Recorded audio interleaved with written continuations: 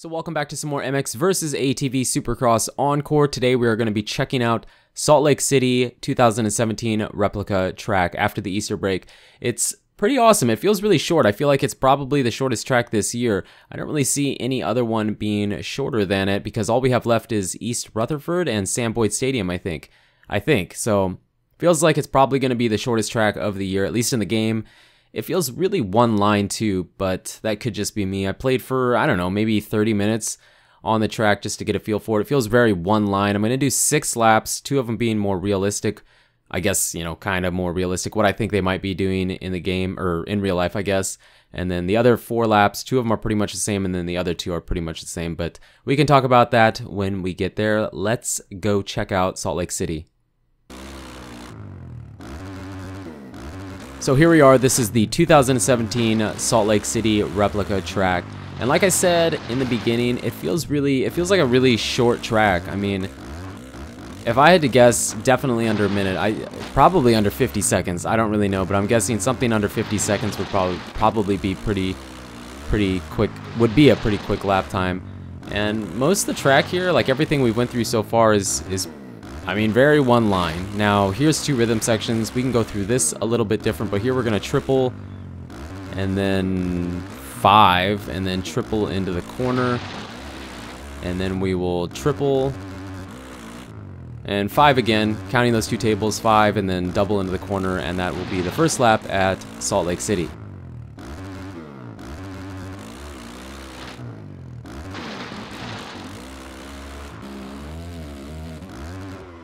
Now on the second lap, it's exactly the same as the first lap. There's nothing different. The 2 laps after this will be a little bit different through the rhythm section, but just really one line. I mean, I've said it multiple times, but I just don't know what else to say about it. I mean, there's tons of ways you can go through those 2 rhythm sections, but as far as just consistently faster ones, or quicker ones, I guess, it feels like these laps that I'm going to do are probably the way to go about it. I mean, maybe you could grab one more if you were to throw a huge whip glitch or something over it, but tripling here and then triple quad, so 5ing over that and then tripling to the corner. I mean, that's a really consistent way to do it. And then tripling here and 5ing here, and you can get it pretty easy. A lot of times actually I found myself over jumping it.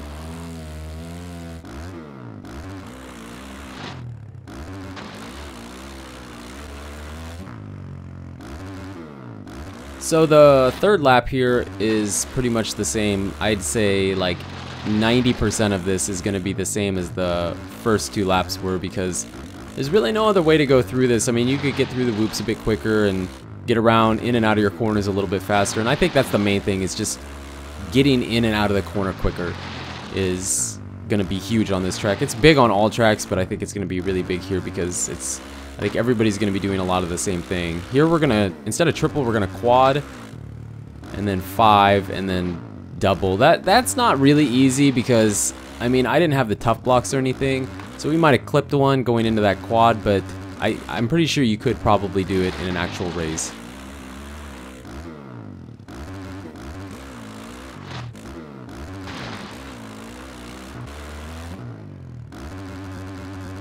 On lap 4 here, it's identical to the last one, but what I want to talk about, I guess, is that back rhythm section.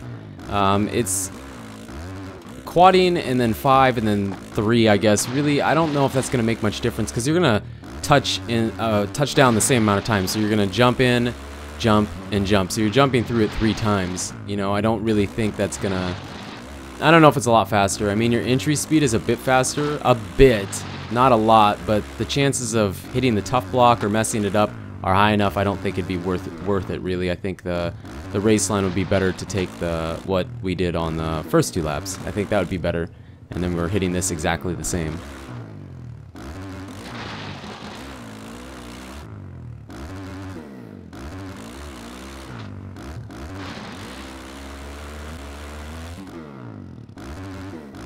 And now it's time for that weird, kind of awkward, realistic lap. I realize that it's difficult. It's kind of difficult to get that in this game because a lot of times you're going to choke up for something because, you know, you're hitting crazy, unrealistic lines a lot of times here. But I just like doing it because it's something kind of fun. And I realized that the track usually has a few subtle changes to it. I know Seattle looked a lot different, but I'm guessing that's because it had been raining quite a bit there, so I'm not surprised. I think they might double here, and then triple onto this table, but I don't know if that'll be a triple or a double. They might take one of those out, double into the corner, and then here I think they'll double onto the table, step on to the next one, step off, and then double into the corner.